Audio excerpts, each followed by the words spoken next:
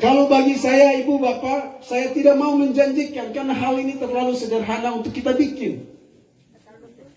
Dan kita akan mengukur tingkat kapasitas anggaran kita untuk jalan lingkungan. Kita akan meminta kepada gubernur bersama anggota DPR dari partai-partai pendukung kita untuk bicara sama-sama dengan gubernur. Hari ini tidak bisa, besok lagi kita bicara, lusa lagi kita bicara, setiap hari kita bicara agar gubernur terbuka hatinya untuk mau bikin jalan. Tidak susah, Bu. Yang kedua, kita susah sekali pergi ke rumah sakit karena kita tidak punya uang. Harus bayar BPJS, harus naik transportasi, terlalu jauh. Kalau dia pergi ke Ternate, ke Tidore, dia harus melewati perjalanan jauh yang bisa saja orang Naidi menghabiskan uang 1 juta hanya untuk pergi berobat ke rumah sakit Tidore. Betul? Apa yang saya jawab agar Bapak Ibu tidak perlu mengeluarkan uang 1 juta ketika beringus dan telinga sakit. Ketika demam sedikit tidak perlu ke rumah sakit Tidore. Cukup ke puskesmas di Fova. Apa yang harus saya lakukan untuk menjawab Bapak Ibu punya masalah itu? Saya perbaiki itu rumah sakit dia jadi baik. Puskesmas itu dia jadi baik. Pelayanannya bagus.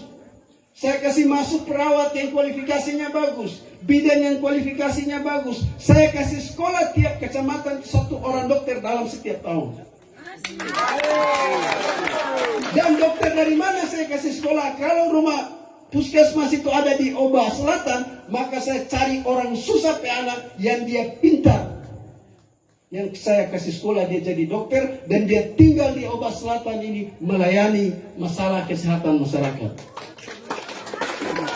Kalau itu tidak kita lakukan, maka masyarakat puru sakit sedikit, lari ke Ternate, lari ke Tidore. Baru naik speed sampai ke pelabuhan Ahmad Yani atau pelabuhan Bastion sudah menghabiskan uang 1 juta. Uang 1 juta bagi masyarakat di Oba itu cari susah, Pak. Tidak. Kenapa cari susah? Karena jalan seperti ini. Pendapatan tidak naik.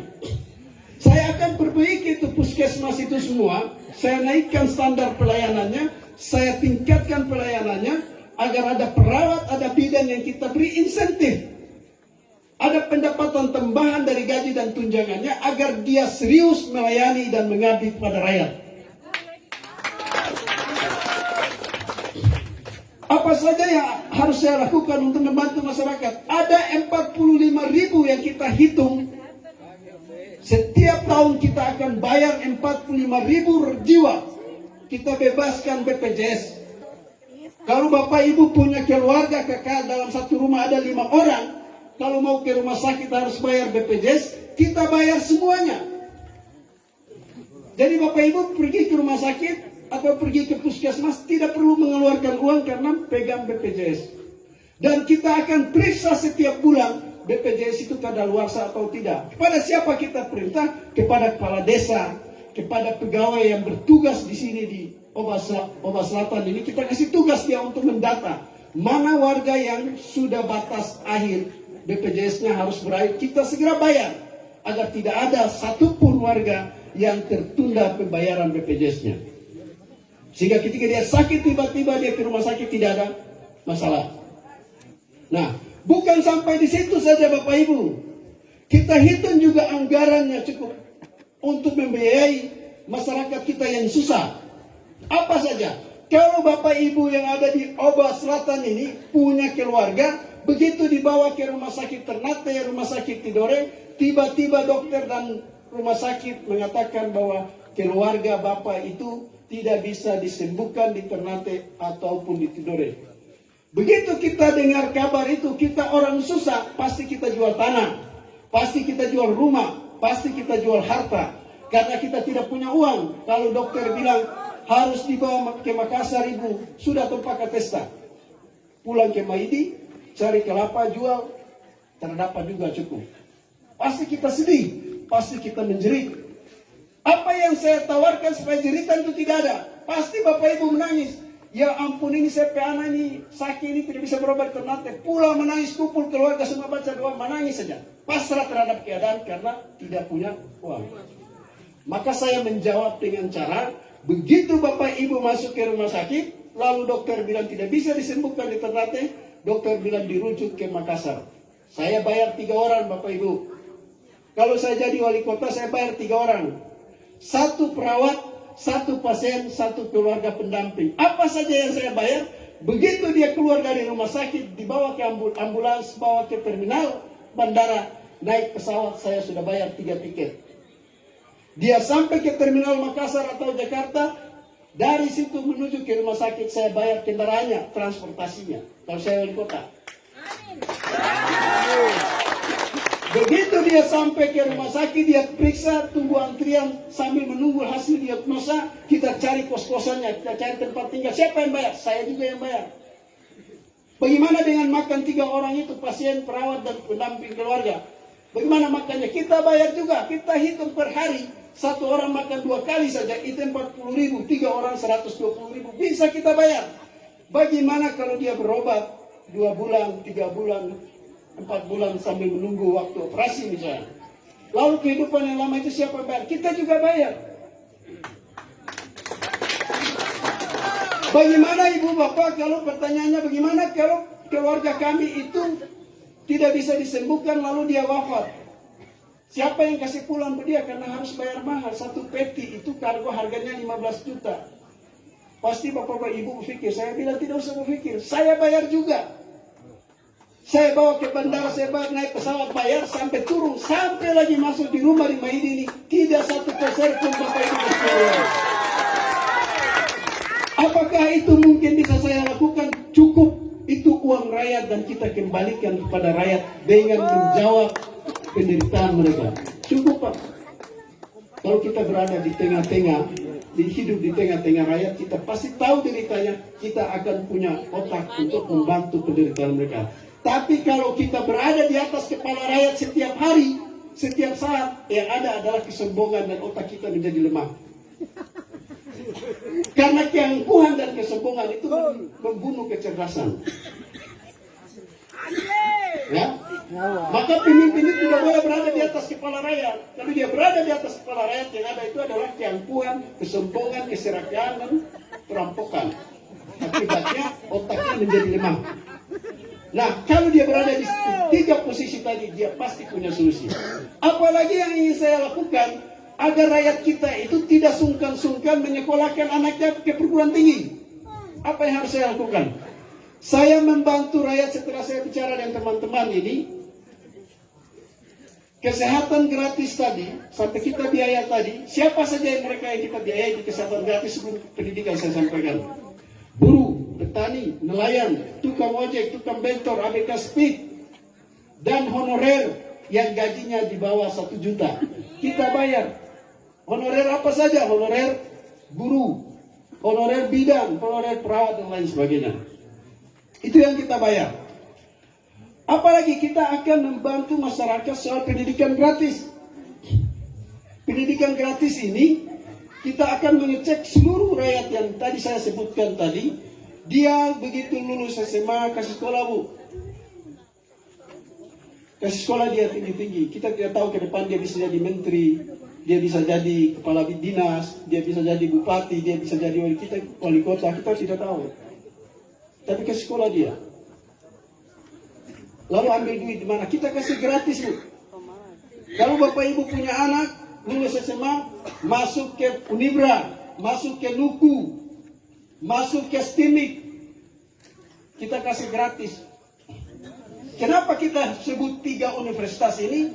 Kita bantu 3 universitas ini agar dia berkembang.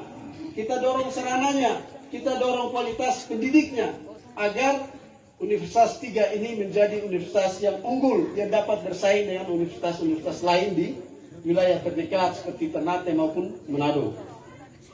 Kalau kita tingkatkan status, kita tingkatkan kualitasnya, kita beri beasiswa itu menjadi subsidi bagi perguruan tinggi itu, maka suatu kelak kita sekolah di situ, di Unibra, kita kuliah di Nuku, kita menjadi orang yang bangga kuliah di Tidore.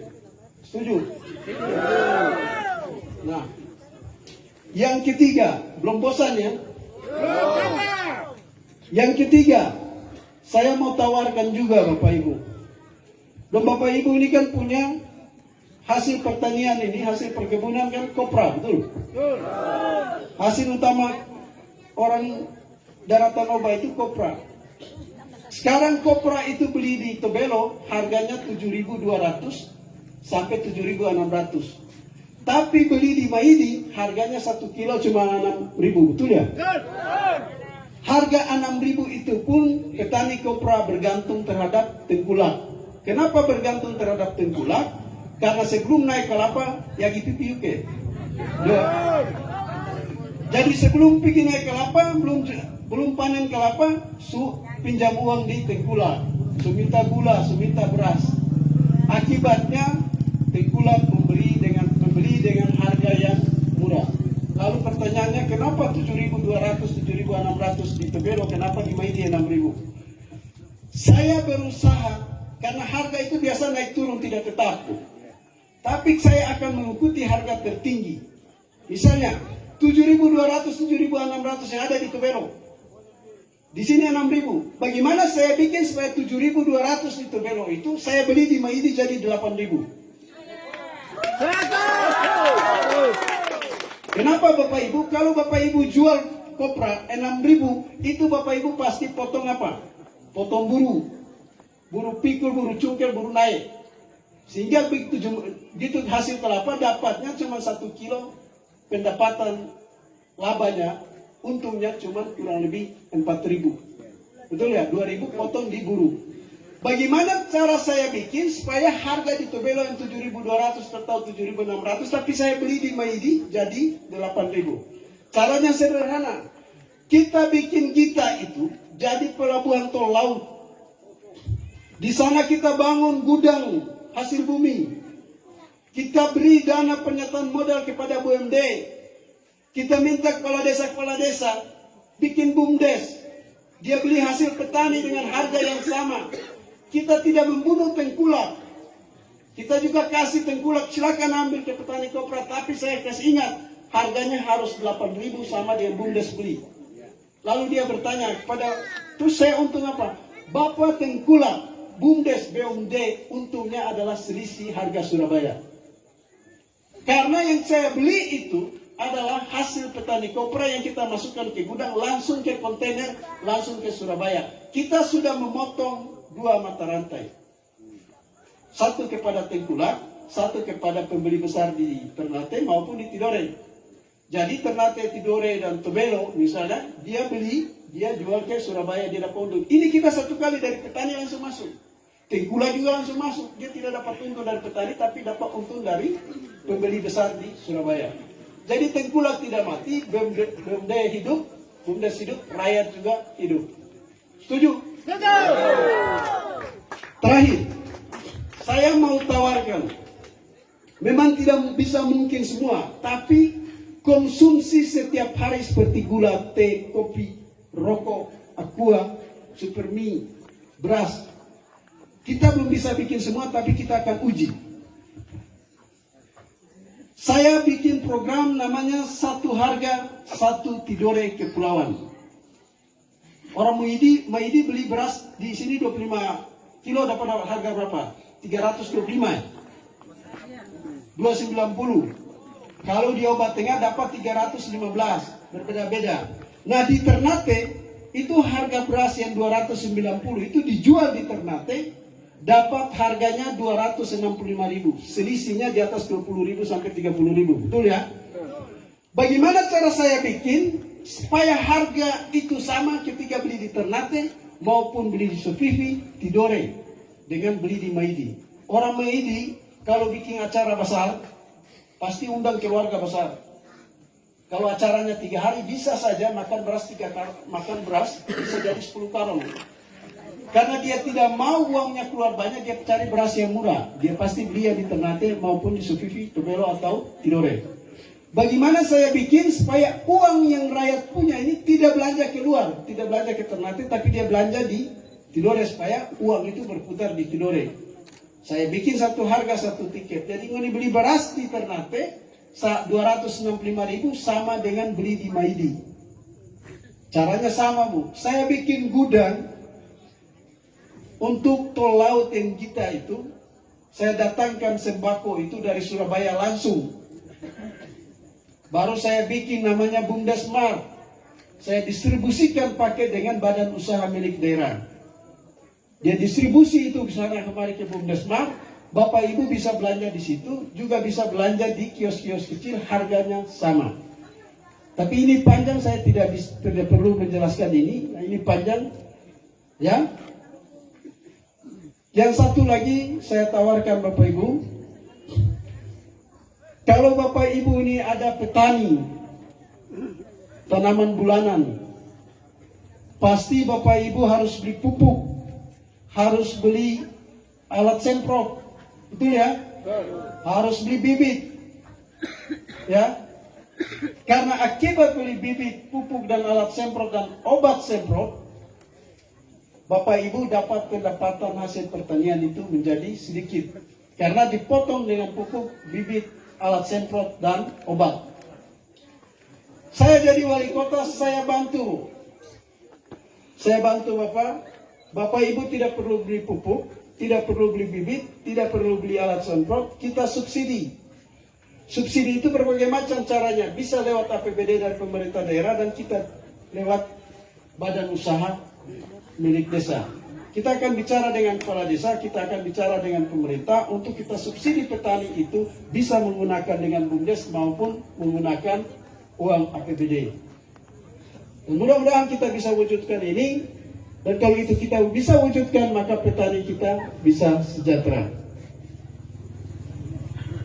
Bapak Ibu yang saya hormati, itu tawaran-tawaran program kami yang mungkin saja itu berkenan dan Bapak dengar apa yang saya bicarakan ini, itu sudah kita hitung anggaran yang kita punya. Apa yang juga kita sampaikan kepada Bapak Ibu ini adalah bagian dari jawaban kita terhadap masalah Bapak Ibu setiap hari. Ya, setiap hari yang Bapak Ibu alami, susah pegang doi, susah dapat uang banyak dan lain sebagainya, itu yang kita jawab. Masalah kesehatan, masalah pendidikan, masalah pertanian, itu kita jawab dengan program yang kita sebut dengan visi misi itu. Nah, kalau ini sudah kami sampaikan semua dari satu persatu dari juru kampanye kami, mudah-mudahan Bapak Ibu dapat menerima ini dan bisa membanding-bandingkan.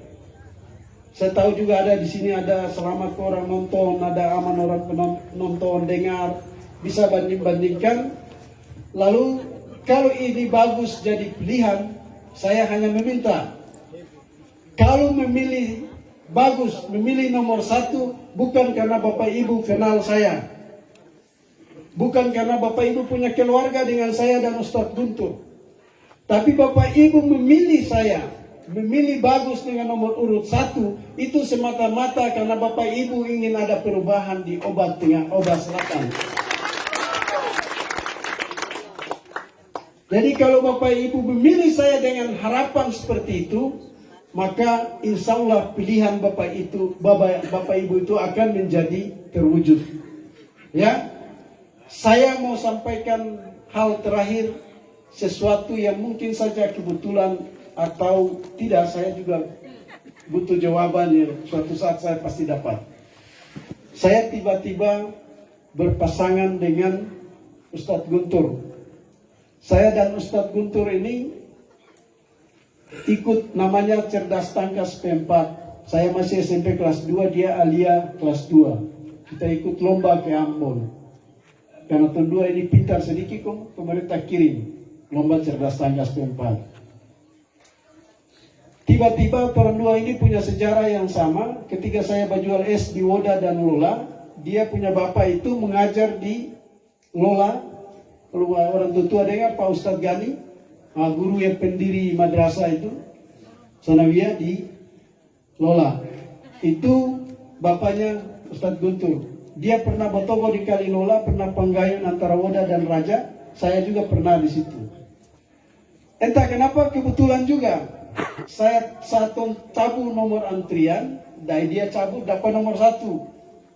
Saya bilang, Ustadz cabut, saya pasti dapat nomor 1.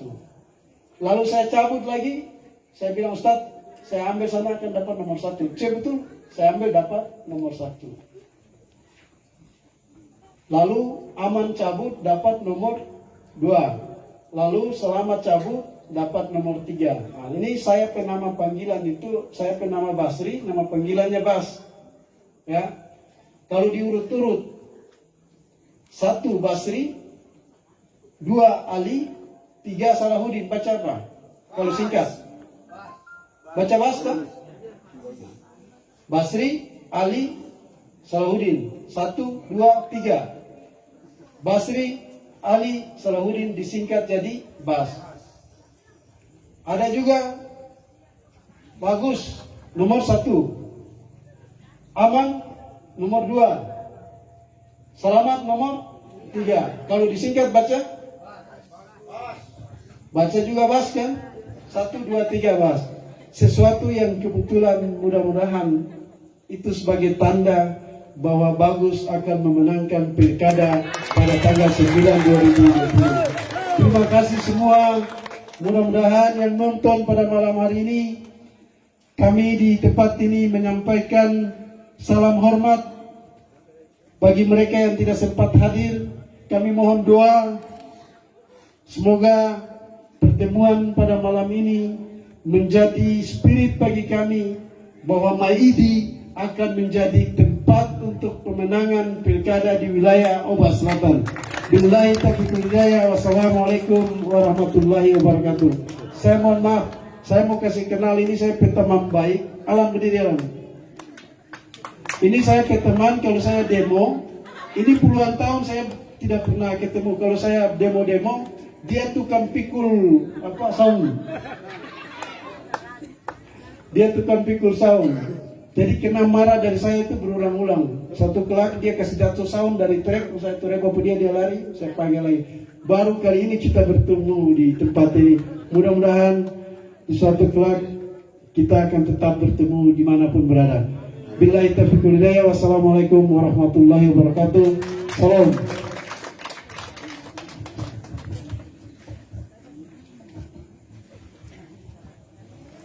Baik, terima kasih Pak calon wali kota Tura Kepulauan. Jadi tadi Pak calon wali kota, calon wali kota, kemudian jurkam-jurkam juga sudah sampaikan semua orang di Maidi yang hadir malam ini. Pendidikan sudah, kesehatan sudah, pertanian, perkebunan, semua sudah. Lengkap ke terada? Tinggal satu yang belum lengkap.